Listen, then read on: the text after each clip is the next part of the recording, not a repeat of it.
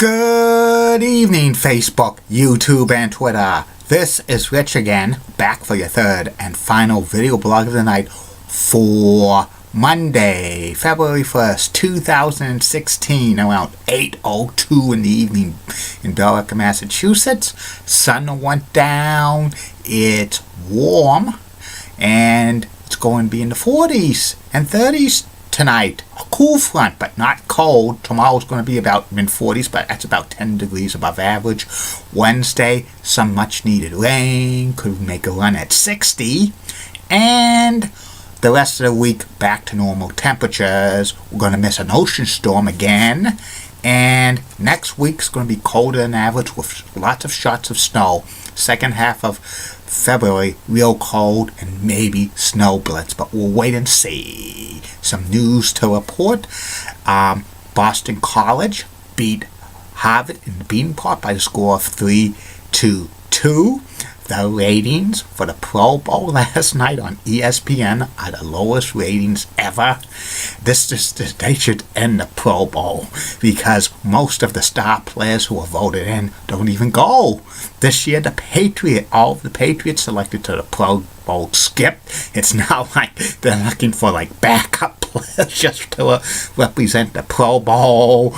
The teams participating in the Super Bowl don't send their players, and this just needs to be pulled the plug.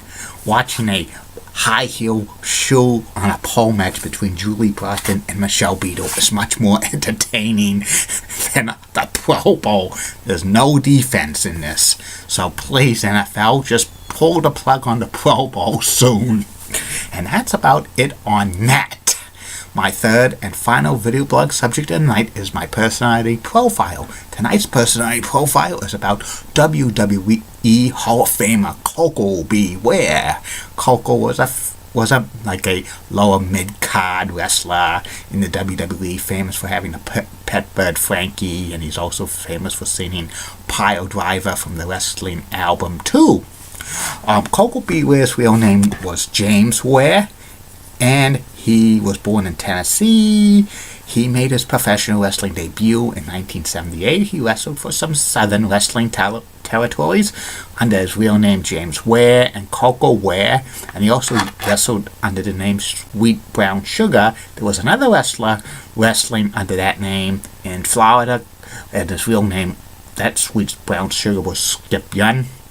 Koko had a few matches here and there, but he wasn't a big time wrestler into 1980 when he won a few titles. Then he went to Memphis, and he was part of the first family run by Jimmy Hart, and eventually he turned face, and he wrestled under a mask for a while called Staggered Lee, and they tried to think it was Koko Ware, but it wasn't. Eventually he unmasked and Koko turned heel, and he teamed with a veteran wrestler by the name of Norville Austin, and they were called the Pretty Young Things, or PYT, and they would dress up wearing red jackets and having a glove, just like Michael Jackson, and they won several regional tag team championships, including the AWA Southern Tag Team Championship, also a few championships in Southeast Championship Wrestling. They wrestled in Championship Wrestling for Florida, and they also wrestled in World Class Championship Wrestling. And by 1985, both Koko and Norvell just went their separate ways. Koko started to wrestle at Mid-South. He became a face again, and that's how he got the nickname the Birdman. He did do the bird, bird. And he had his pet bird Frankie. In 1986, Koko Ware signed with the biggest wrestling company in the world, the WWE. And for the next 9 years, Koko was on and off of WWE television. He was like a low mid-carder. He would always win his matches on television with his pet bird Frankie, and he also had a famous move called the Brainbuster, but he called it the Ghostbuster. He would use kind of a theme of entertainment with it, and he also did a great drop kick, and Koko got a decent push. he beat like some lower card heels like Nikolai Volkov and the Iron Sheik, but he lost some other matches, big time matches, to Butch Reed at WrestleMania 3. He also lost to the Honky Tonk Man. He was the first wrestler to be pinned with the Perfect Plex by Mr. Perfect, and he was also the first wrestler to get tombstone by The Undertaker at Survivor Series 1990. Koko was not a major player in the WWE. He was basically kind of a jobber to the stars, but he was real popular with the fans, especially with Frankie. For a while he had dyed blonde hair, and he also wore big like big MC Hammer baggy pants to the ring. In 1991 he went briefly to the USWA. He won the Unified World Championship by beating Kamala, but a few weeks later he dropped it back to Kamala. He was on and off working for the USWA for about 4 or 5 years because the WWE had a talent exchange with the USWA at that time. And also, Koko B. Ware came back to the WWE around that time as well, and he teamed with Owen Hart, and they were called High Energy. But High Energy was basically the face jobber tag team of the WWE division, dropping matches to the Head Shrinkers, the Nasty Boys, and Money Incorporated.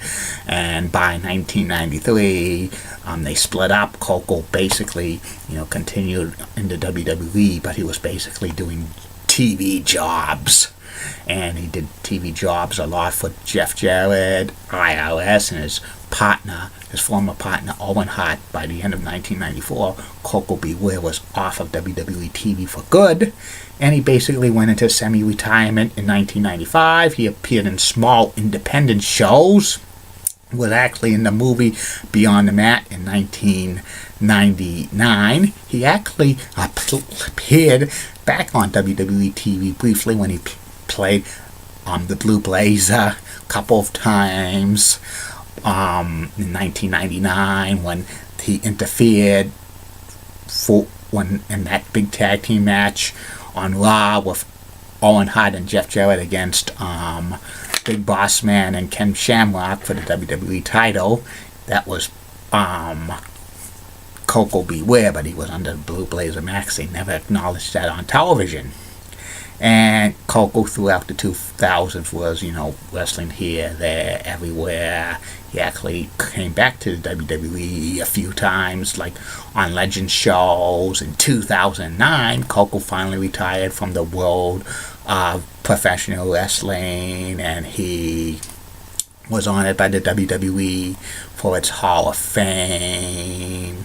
Koko's had a long and luxurious career in professional wrestling, like winning a few Unified World Championships and Tag Team Championships, but he never got a major push in the WWE. He basically was too small to get a big push in the WWE. He was basically, he would win TV matches against jobbers and maybe a lower level heel, but when he faced off against the bigger heels, he would always be competitive, but at the end he would be pinning for 1, 2, 3, basically a jobber to the stars. But he was so entertaining. He had so much charisma, especially the fans would always get down with the Birdman and stuff. That was his nickname. That's about it on Koko B. Ware, and that's about it on these video blogs. Tomorrow, 3 more video blogs coming your way. First video blog will be about the top 10 greatest African American pitchers in Major League Baseball history. Second video blog will be about the top 10 power rankings for NBA teams in February 2016. And the third and final video blog of the night will be about legendary Boston radio DJ and voiceover J.J. Wright in my personality profile. And lots of great personality profiles coming up in February, and in March, a big project I'm going to do for a video blog. And in April, I'm hoping to get my first guest on here for the video blogging and people are speculating who it's going to be. I'm not going to tell you. I hope it's somebody big. Keep calm, everybody. I'm a Julie Brennan guy. Wally Rosenblatt of WCCO Roxanne has nice legs. Elizabeth Hart so stunning. She's the best. Amy Swenzy so awesome. Shirley Spear of Fox 25 rocks. Barbara Gibbs of ABC of 11 has a sweet southern accent and she's got nice legs. And in the words of good old JR, Jim Ross, WWE Hall of Famer, that Don Jezebel. Good night. See you tomorrow. Don't forget Facebook, YouTube, Twitter, and Google+. Shout outs and suggestions and plugs and questions and comments. Send a private message to me. Bye.